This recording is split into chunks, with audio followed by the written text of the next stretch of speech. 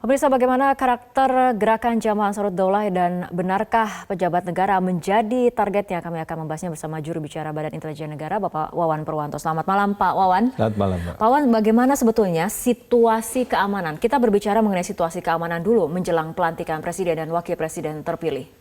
Ya, tetap terkendali ya sampai saat ini dan terukur dari semua aspek. Harus kita upayakan supaya bisa kita masuki dan semua bisa kita redakan, dan semua lawan-lawan ataupun kelompok-kelompok yang berseberangan kita usahakan untuk bisa dilakukan upaya penggalangan. Dan mereka diupayakan untuk menjadi minimal, menjadi netral, syukur-syukur menjadi tetap pro NKRI. Nah, itu yang apabila kita lihat pasca peristiwa penusukan terhadap Menko Polhukam Wiranto dari tanggal 10 hingga 15 Oktober, data dari Karopenmas Polri mengatakan ada sekitar 26 terduga teroris yang kemudian ditangkap. Apakah memang ada indikasi terjadinya eskalasi gerakan dari sel-sel ini? Eskalasi gerakan memang ada, karena memang didorong oleh mereka yang disampaikan di medsos, yang disebarkan, yang mengatakan bahwa saatnya untuk menyerang Tauhud dan saatnya amaliyah, itu yang disampaikan. Itu pesan yang tersebar saat ini di media sosial? Mereka, di kelompok mereka. Dan mereka ada yang lantas gayung bersambut, dan ada yang juga sel-sel tidur mulai bergerak. Nah, itulah maka pergerakan ini memanfaatkan momentum di mana di tahun politik kan terjadi ya berbagai macam demo, berbagai macam ketegangan, berbagai macam aksi-aksi, dan itu mencoba dimainkan untuk bisa memanfaatkan situasi. Tadi Anda katakan tersebar pesan di media sosial bahwa saatnya menyerang Togut. Togut di sini apakah hanya aparat keamanan atau juga pejabat negara termasuk dalam bagian? Ya, dua-duanya. Itu kan mereka dianggap Togut, dan mereka kan intinya yang berseberangan dari mereka, maka ya berbeda dianggap Togut. Dan ini dianggap menjadi target utama dari mereka. Maka serangan juga tidak hanya kepada aparat keamanan semata.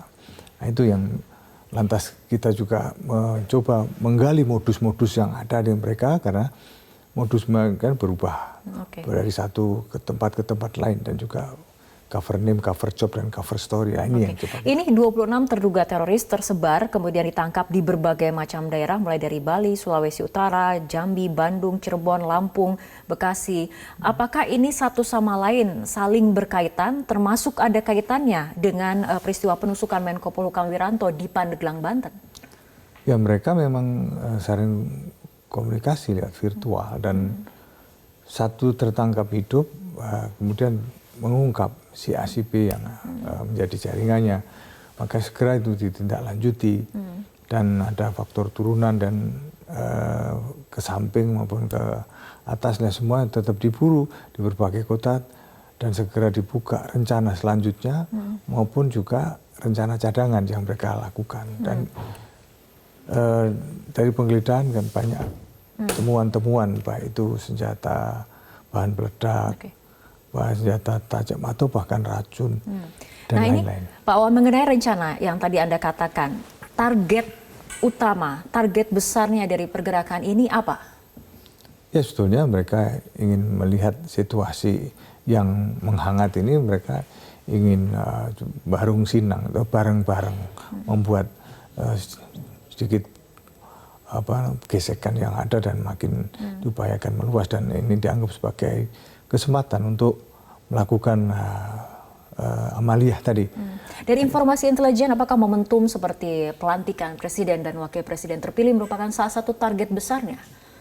Ya, karena ini tahun politik, ya itu menjadi terkait dari sebuah imbas ya. Dan kita harus sadari bahwa biasanya di dalam momentum-momentum pemilu kan konsentrasi dari aparat juga terpecah untuk pengamanan ini, pengamanan itu, dan sebagainya. Nah, inilah yang coba untuk mainkan peran-peran yang amaliyah tadi. Gitu. Tapi dari BIN sendiri artinya sudah kemudian menyebarkan informasi-informasi agar dilakukan tindakan antisipatif oleh aparat berwenang? Oh, itu pasti, karena BIN juga ada Kominpus ya, Komite Intelijen Pusat, di mana Di situ berkumpul kementerian lembaga terkait dan termasuk yang berkepentingan dan